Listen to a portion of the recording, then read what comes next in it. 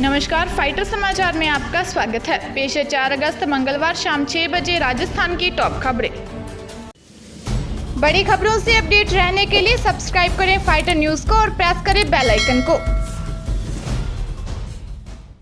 राजस्थान में सियासी बाड़ेबंदी के बावजूद सरकार एक्टिव मोड में नजर आ रही है।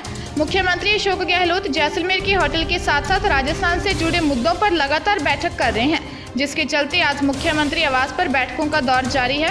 वहीं इस बीच 2 मंत्री बीडी कल्ला और प्रसादी लाल मीणा जयपुर लौटे। दोनों अपने विभागों के कामकाज को संभालने के लिए जयपुर पहुंचे हैं। वहीं इस बीच सियासी तनाव से खुद को दूर रखने के लिए मंगलवार को होटल में दिन की शुरुआत एक बार फिर योग और कसरत के साथ हुई। जोधपुर जिले के जोधपुर बाड़मेर रोड पर बोरानाड़ा इलाके में महादेव गौशाला के पास एक तेज रफ्तार ट्रक ने खड़ी बाइक को टक्कर मार दी। इससे एक युवक की मौत हो गई जबकि 2 अन्य घायल हो गए। बेकाबू ट्रक सड़क के दूसरे तरफ लगे बिजली के 3 खंभों को तोड़ने के बाद रुका। गनीमत रही कि इनमें करंट नहीं था, अन्यथा इससे भी बड़ा हादसा हो जाता। हादसे में कालीजाल निवासी भूपेंद्र सिंह राजपूत की मौत हो गई जबकि 2 युवक घायल हो गए। पुलिस ने ट्रक जब्त कर इसके चालक को गिरफ्तार कर लिया है। जयपुर शिप्रापथ थाना पुलिस ने बड़ी कार्रवाई करते हुए शातिर ठग ओमदत्त सारस्वत को गिरफ्तार कर लिया है।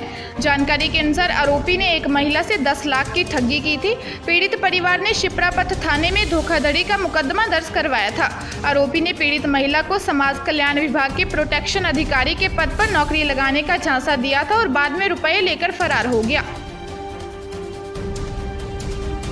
चूरू जिले में एक बार फिर रिश्ते शर्मसार हो गए। जानकारी के अनुसार गांव दुधवा मीठा में 30 वर्षीय विवाहिता ने महिला थाने में अपने ससुर पर मुकदमा दर्ज करवाते हुए ससुर पर मारपीट और छेड़छाड़ का आरोप लगाया है।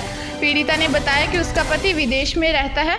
मामला संदिग्ध है। पुलिस मामले की जांच कर रही है। अलवर के बहरोड कस्बे के गांव हमजापुर में युवक का शव मिलने से सनसनी फैल गई। मृतक युवक नीरज गांव हमजापुर का निवासी बताया जा रहा है। युवक के परिजनों ने हत्या कर शव डालने का आरोप लगाया है। पुलिस ने शव को सरकारी अस्पताल की मोर्चे में रखवाया है। बड़ी संख्या में ग्रामीण और रिश्तेदार अस्पताल पहुंच गए हैं। सुरक्षा की दृष्टि से पुलिस जाब्ता बुलाया गया है। डूंगरपुर जिले के NH 8 पर भुवाली में इको कार सवार से लूट का मामला सामने आया है। बाइक सवार 2 बदमाशों ने कार रोककर चालक से 1300 रुपए और सेल फोन लूट लिया। बिछीवाड़ा पुलिस ने इस मामले में अहम सुराग मिले हैं। पिछले दिनों कनबम में भी लूट की वारदात हुई थी। पुलिस जल्द ही 25 से 30 लुटेरों की गैंग का खुलासा कर सकती है।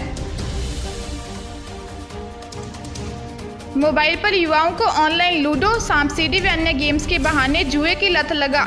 हार जीत का दांव लगवाने वाले व्हाट्सएप ग्रुप लूडो खेलो पैसे कमाओ के एडमिन मेघवालों का बास निवासी जितेंद्र मेघवाल को जोधपुर की बासनी पुलिस ने गिरफ्तार कर लिया। आरोपी ग्रुप के सदस्यों से कमीशन लेकर हार जीत का दांव लगवाता था। उसे गिरफ्तार कर कमीशन, मोबाइल व डायरी जब्त की गई है। भरतपुर में करीब 7 करोड़ रुपए की GST चोरी को अंजाम देने के लिए मास्टरमाइंड पंकज गर्ग ने अकाउंटेंट भाइयों के पिता की फर्म का भी उपयोग किया। नई मंडी स्थित इस फर्म में 4 फर्जी फर्मों से 8 महीनों में 58 लाख रुपए का इनपुट टैक्स क्रेडिट लिया। बाद में इसका उपयोग फर्जी बिल जारी कर गलत ITC जारी करने में किया। इस बीच आरोपियों ने घपले में मथुरा के पते पर रजिस्टर्ड एक और फर्म को भी काम में लिए जाने का पता चला है, जिसकी जाँच के लिए आगरा स्थित GST कमिश्नरेट को अलर्ट किया गया है।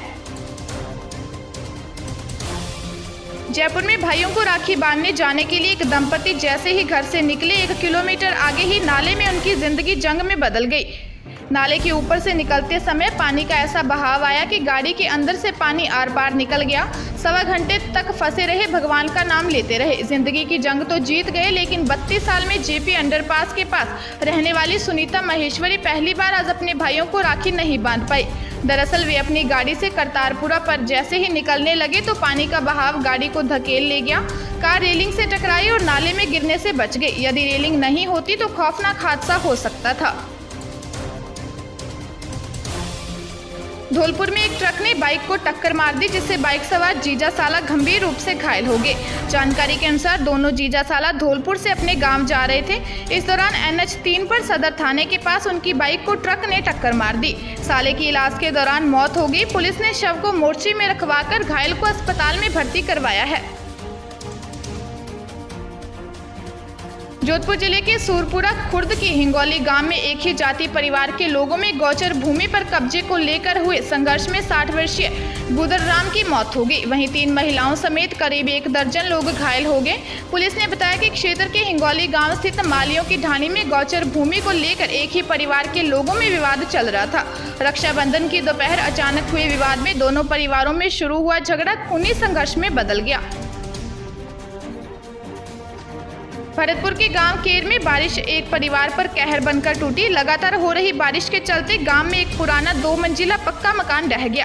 हादसे में 11 वर्षीय बालिका सोनम की मौत हो गई, जबकि उसकी मां चंद्रकला व बड़ी बहन रीना गंभीर रूप से घायल हो गई। घटना से परिवार की रक्षाबंधन की खुशियां मातम में बदल गई।